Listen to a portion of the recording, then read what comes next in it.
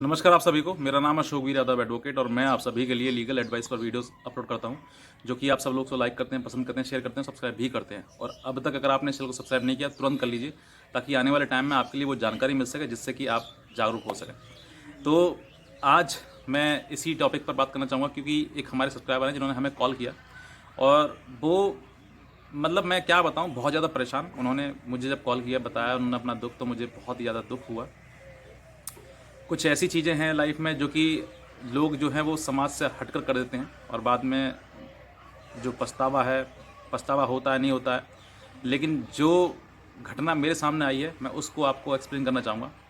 ये जो हमारे सब्सक्राइबर हैं ये बेंगलोर में रहते हैं और इनकी शादी सन 2016 में हुई थी। और 16 में होने के बाद इनके बीच रहे आप कुछ दिन रहे, और रहने के बाद इनके बीच में कुछ किसी प्रकार से मतभेद बन गए, लड़ाई झगड़ा होने लगे।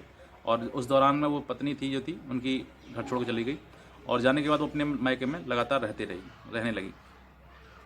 कुछ समय बीता, पति गया, जो आपसी परिवार के द्वारा जो बैठक थी, यानी कि एक पंचायत तरीका था, वो उस तरीके से फैसला हुआ, वापस लेके आए। वापस आके फिर रहने के दौरान कुछ फिर इनकी बीच में अनबन हो गई और फिर पत्नी जो ही फिर घर छोड़कर वापस आ गई। इस दौरान इसके बाद पत्नी ने जो है परिवार पर, जो लड़का है लड़के के परिवार है, उस पर मुकदमा कर दिया कि मुझसे दहेज मांगते हैं और मुझे मारपीट करते हैं। ऐसी चीज़ों के लिए उन्होंने एक कुछ झूठा केस लगा दिया, और जिससे कि फिर पूरा परिवार जो परेशान हो गया। उसके बाद फिर वो लड़का बुलाने नहीं गया फिर कभी भी। और ये अब जो घटना है उसके बाद सन 2000 मतलब 16 में शादी हुई थी, और सन 2020 में इनके संबंध जो थे वो कोई लड़का था उससे इनका अफेयर चल गया, मतलब पत्नी के। यानी कि ये बात इनको पहले बिल्कुल नहीं मालूम थी, लेकिन अचानक से किसी व्यक्ति के द्वारा पता लगी कि तुम्हारे पत्नी के जो है वो उसके द्वारा संबंध हैं। ये बात पता करने के लिए इन्होंने किसी से कुछ कहा नहीं, लेकिन फिर उसके बाद इन्होंने उसका पीछा करना शुरू कर दिया। उसके ससुराल के पास ही जो सिटी में था, उनको जाकर उन्होंने रूम ले लिया, और जहाँ कहाँ जाती है, कहाँ करती है, क्या करती है, वो सब चीज़ें उनको नोटिस करने लगे और पीछा करना शुरू कर दिया। पीछा करने के दौरान इनको पता चल लगी कि एक लड़का था, जिससे कि इन्होंने अपनी पत्नी को ही एक होटल में जाते हुए देखा और वहीं पर इन्होंने रंगे हाथ उसको पकड़ लिया। और उसके बाद जो चीज़ें हुई, वहाँ पर पुलिस बुलाई उन्होंने। पुलिस बुलाने के बाद उस चीज़ को पकड़ाया, दिखाया कि ये चीज़ है। लेकिन कानून तो कानून है, कानून लड़के की कहाँ सुनती है। वहाँ पर भी फैसला बदला कराया, कुछ नहीं होना, कोई दिक्कत नहीं है। वो लड़की अपने घर चली गई, उनकी पत्नी अपने मायके चली गई, और जो लड़का है वो अपने परिवार में अपने घर आ गया। लेकिन कुछ भी वहाँ पर सुनवाई वगैरह इनकी नहीं हुई। इसके बाद अब इन्होंने मुझे फ़ोन किया, मुझे बताया कि सर ऐसे चीज़ें हैं, ये सब मुझे बताई गई, तो मैंने आपको शेयर किया। और इसके बाद ये चीज़ें जब सामने आई तो ये कह रहा है कि सर मैं बहुत ज़्यादा दुखी हूँ। मैंने कभी सोचा भी नहीं था कि जिस जीवन में ऐसी चीज़ें कभी मुझे देखने को मिलेंगी। और वो बता रहा था कि सर मुझे सुसाइड करने का मन कर रहा है, क्योंकि अब जीवन में कुछ बचा ही नहीं है, क्योंकि मेरा पूरा जीवन है वो पूरा नष्ट हो चुका है, ख़राब हो चुका है। मैं किस तरीके से जीऊँ। तो ऐसे समय पर मैं अब आपके लिए कुछ चीज़ बताना चाहूँगा, क्योंकि हालांकि है तो लड़का ही ना वो, जो उसके भी अंदर दिल है और भावनाओं से हर व्यक्ति जुड़ा हुआ होता है। तो कहीं ना कहीं उससे जो चीज़ें उसको ठेस पहुंची हैं, बाकी ठेस पहुंचने वाली चीज़ें हैं। और जब इन सब चीज़ों को सामने आया तो व्यक्ति का एक ही मन करता है कि वो सुसाइड करे, लेकिन सुसाइड करना सॉल्यूशन नहीं है उस चीज़ का।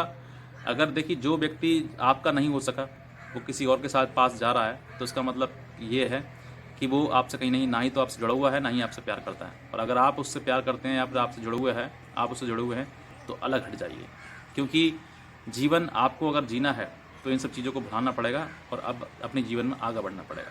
और अगर नहीं बढ़ेंगे तो फिर जीवन भर इसी चीज़ को पछताते रहेंगे, परेशान होते रहेंगे और समझ नहीं पाएंगे कि क्या करना है, किस तरीके से करना है।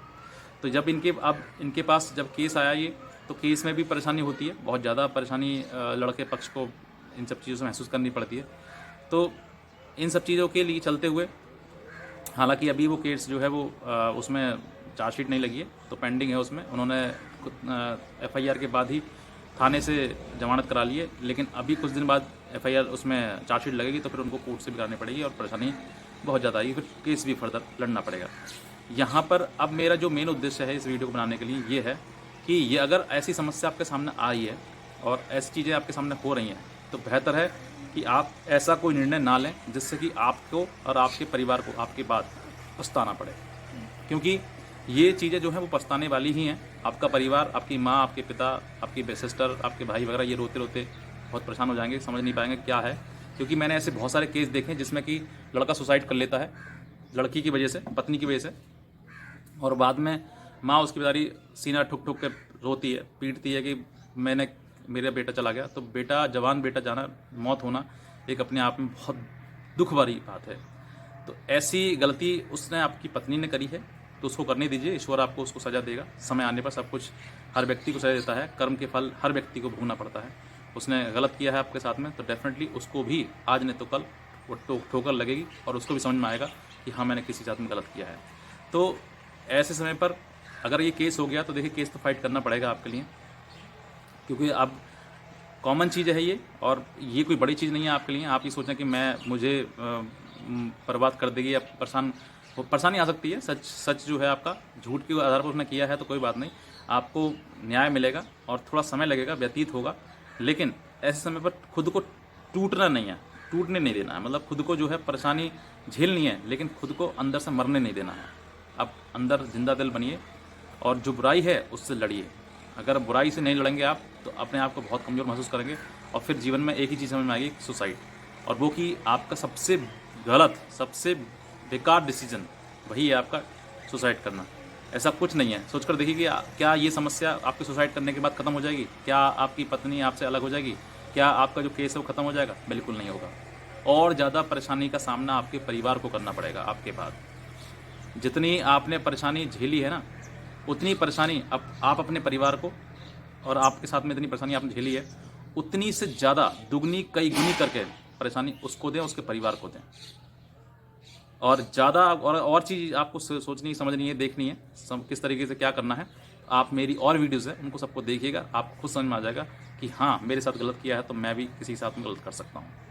गलत मत करिए, आप कानूनी रूप से लड़िए और जितना हो सकता है खुद को स्ट्रांग बनाइए और गलत डिसीजन मत लीजिए। और किसी प्रकार से मरने का या सुसाइड करने का दिमाग में ख्याल आता है तो ख़त्म कर दीजिए इसको। लड़िए, जितना लड़ सकते हैं उतना लड़िए, और जीवन लड़ने के लिए ही है, शुरुआत से लेकर अगर अंत तक।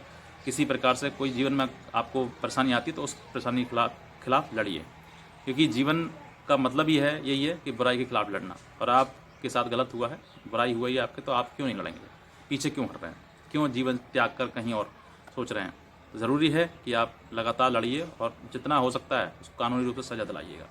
और भी कुछ सवाल है, कुछ आप पूछना चाहते हैं तो आप हमारे दिए हुए कमेंट सेक्शन में आप कमेंट करें और पूछें हमसे। और भी कोई दिक्कत है तो आप हमारे दिए हुए नंबर पर संपर्क कर सकते हैं। बस मैं इतने कहना चाहूँगा। बाकी आज की वीडियो में लेके आप सभी के बहुत बहुत धन्यवाद, और चैनल को सब्सक्राइब जरूर करते गइए। नमस्कार।